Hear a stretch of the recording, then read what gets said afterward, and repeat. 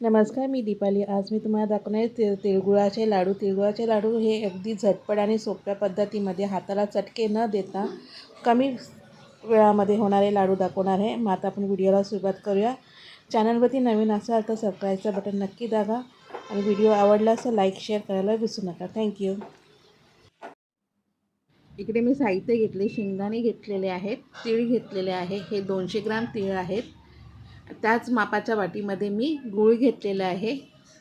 तर आता मी आहे ना शेंगदाणे भाजून घेणार आहे। तीळ आधी मी आहे ना भाजून घेतलेले आहेत। मंद गॅसवरती ते छानपैकी भाजून घेतलेले, असे टंब असे फुगतील असे मी भाजून घेतलेले होते तीळ। आता ह्याच कढईमध्ये आता मी शेंगदाणे भाजून घेत आहे।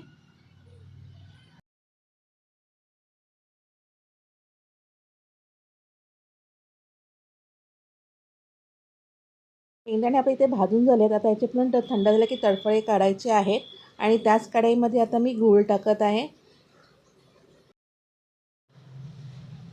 आता या गुळामध्ये ना फक्त मी 2 थेंब असे पाणी टाकलेलं आहे आणि आता हे आपल्याला छानपैकी वितळून घेऊया।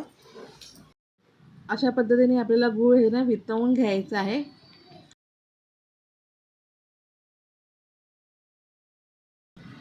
इकडे आपला गूळ सर्व वितळून झालेला आहे आणि इथे आहे ना थोडंसं माझ्याकडे मिस्टेक झालेली आहे की इथे माझा व्हिडिओ ऑन केला नाही मी। याच्यामध्ये मी 1 चमचा तूप टाकलेला आहे आणि वेलची पावडर टाकलेली आहे 1 चमचा। आता ह्या गुळामध्ये आता आपण सर्वात प्रथम ह्याच्यामध्ये आता आपण शेंगदाणे टाकूया। पहिले शेंगदाण्याचे तळफळे काढून शेंगदाणे असे हाताने ना मी चुरगळून घेतले, म्हणजे त्याचे 2 पार्ट केलेले। मिक्सरला मी ग्राइंड केलेलं नाही आहे।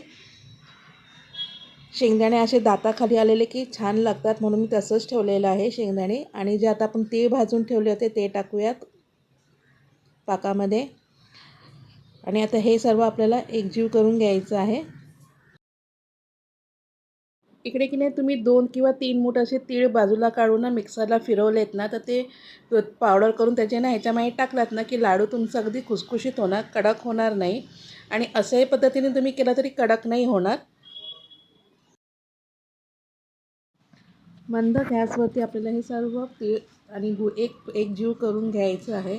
आणि त्याचप्रमाणे आता इकडे ना माझं सर्व एकत्र करून झालेलं आहे। तर मी आता हे ना गॅसवरनं खाली उतरवते। इकडे ना जे आपण गणपतीच्या मोदकासाठी साचा वापरतो ना त्या साच्याचा इथे मी वापर केलेला आहे। याला ना आधी मी तूप लावलेलं आहे, त्याच्यामध्ये बदामाचं पीस टाकलेलं आहे आणि त्याच्यावरती जे आपण तिळाचं साहित्य केलं होतं मिश्रण ते त्याच्यावरती मी टाकलेलं आहे। 1-1 चमचा टाकायचं आणि ते बोटाने प्रेस करत जायचं आणि हाताला थोडंसं तूप लावायचं, म्हणजे ते हाताला तीळ चिटकत नाही। ह्याच्याने ना असं दाबल्याने त्याला प्रॉपर असं त्याची डिझाईन येते, म्हणून याला मी असं प्रेस करत जायचं। नेहमी आपण लाडू गोल हाताने वळवतो, तर मी आपल्या ह्या साच्याचा वापर मी इथे केलेला आहे। याच्याने काय होतं ना लाडू एकदम थोडंसं डिझायनर दिसतं आणि हळदी कुंकवासाठी वाहन देण्यासाठी एक एक चांगलं असं प्रॉपर असं दिसतं। बघा हे आहे ना हातावरती असा झटका दिला ना की निघतं ते बाहेर। याला निघताना अजिबात क्रॅक वगैरे होत नाही। आणि हे बघा आता मी तुम्हाला दुसरं एक करून दाखवते। सेम पद्धत तसंच करायचं आहे। थोडंसं टाकायचं, त्याने ते दाबत जायचं, हाताने असं प्रेस करत जायचं त्याला।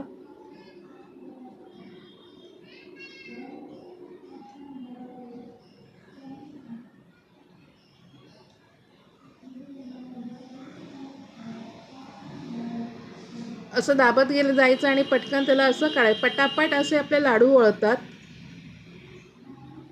हाताला चटके न देता आणि जास्त वेळ न लावता, आणि दिसायलाही खूप छान दिसतं। ह्या लाडवाच्या आहे ना याच्या साच्यामध्ये ना आपण जे दोन लाडू करतो ना त्याचा एक लाडू याच्यामध्ये होतो। हे बघा आता तुम्हाला मी करून दाखवते। इकडे ह्या साच्यामध्ये ना जे एवढं मी साहित्य भरलं होतं ना तेवढं परत मी टाकलं आहे आणि त्याचं मी तुम्हाला 2 लाडू वळवून दाखवते।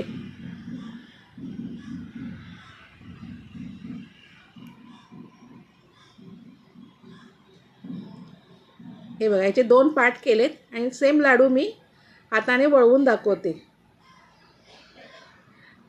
तात्पर्य इथे सांगायचा माझा एकच हेतू आहे की आपण सुवासिनीला 2 लाडू हळदी कुंकवाला देतो, तिथे 1 द्यायचं.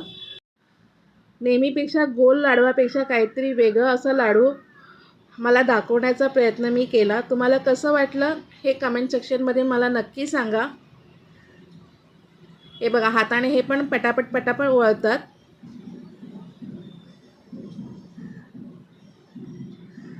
आपल्याकडे नेहमी ह्या साईजचेच आपण लाडू बनवतो, अगदी मोठाही नाही अगदी छोटाही नाही. तुम्हाला कसं वाटलं माझा व्हिडिओ हे कमेंट सेक्शनमध्ये नक्की कळवा.